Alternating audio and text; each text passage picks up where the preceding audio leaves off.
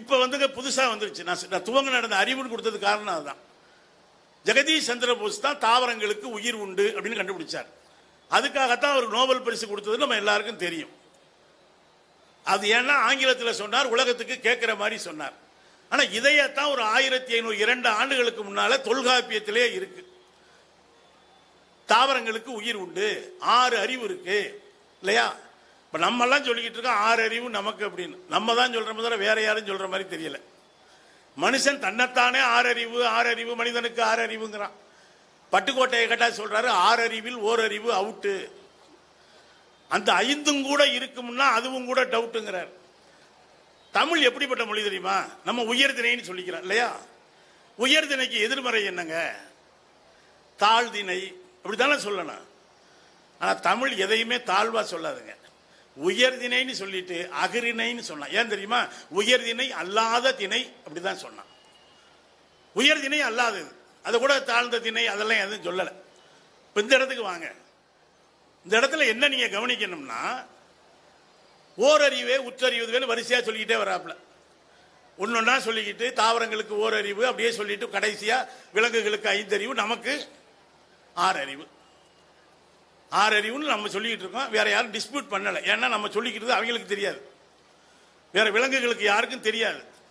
ஏன்னா பாம்புக்கு கூட நம்ம தான் பாம்புன்னு பேர் வச்சிருக்கோமே தவிர பாம்புக்கு நம்ம பாம்புன்னு பேர் வச்சிருக்கிறது பாம்புக்கே தெரியாது. ஏதோ பிசு மாதிரி பேச நினைக்காதீங்க.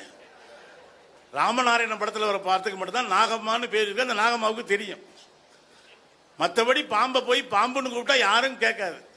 ஏன் நாளைக்கு தமுக்க மைதான வாசல்ல நின்று மாடுன்னு கூப்பிட்டா எந்த மாடும் திரும்பி பார்க்க போறது இல்லை.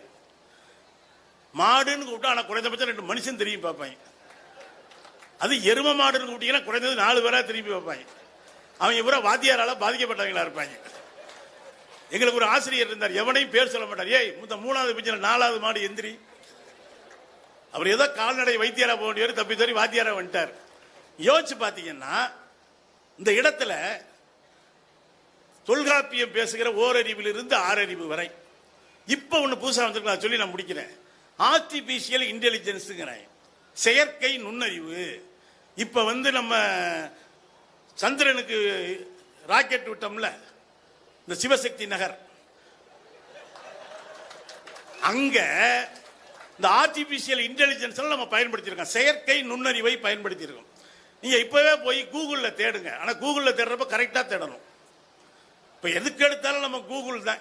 கடவுளை நம்புறதை விட கூகுளை நம்புறது. தமுக்கத்தில் வாசல்ல நின்றுகிட்ட தமுக்க மைதானம்னு போட்டு சுத்திக்கிட்டே இருக்காங்க சில பேர். அதுல உள்ள என்ன எழுதி வச்சிருக்காங்களோ அதுதாங்க வரும்.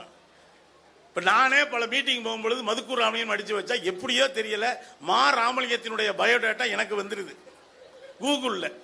என்ன வச்சுக்கிட்டே ஒருத்தர் சொல்றாரு, ஐயாவுக்கு 90 வயதாகிறது. நான் கையெடுத்து கும்பிட்டு சொன்னேன், இல்லங்கன்னு. நீ சும்மாரு, நீ சொல்றதை நம்ப முடியாது, கூகுளே சொல்லிடுச்சு. இவர் சாகித்ய அகாடமி விருது வாங்கியிருக்கிறார். நான் எங்கய்யா வாங்கினேன்? இது வாங்கினவர் உண்மையிலே எழில் முதல்வன் மா ராமலிங்கம் எங்க ஆசிரியர் திருத்துறைப்பூண்டிக்காரர். எப்படியோ 2 மிக்ஸ் ஆகி வருது போல இருக்கு. தமிழ் உரைநடையில மிகச் சிறந்தவர்.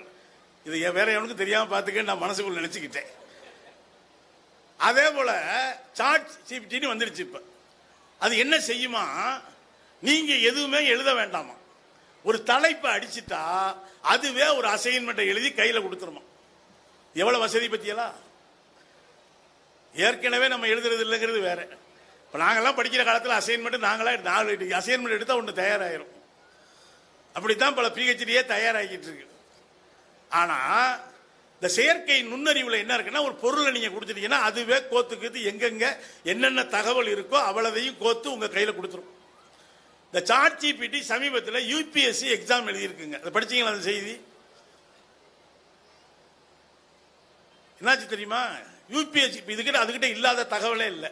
இப்போ நம்மளாம் எப்படி மனப்பாடம் பண்ணுவோம் சின்ன வயசுல, பாரதி எட்டயபுரத்தில் பிறந்தார், எட்டயபுரத்தில் பிறந்தார், எட்டயபுரத்தில் பிறந்தார், நெஞ்சில 4 குத்து, அவருடைய தந்தையார் பெயர் சின்னச்சாமி ஐயர், சின்னச்சாமி ஐயர்.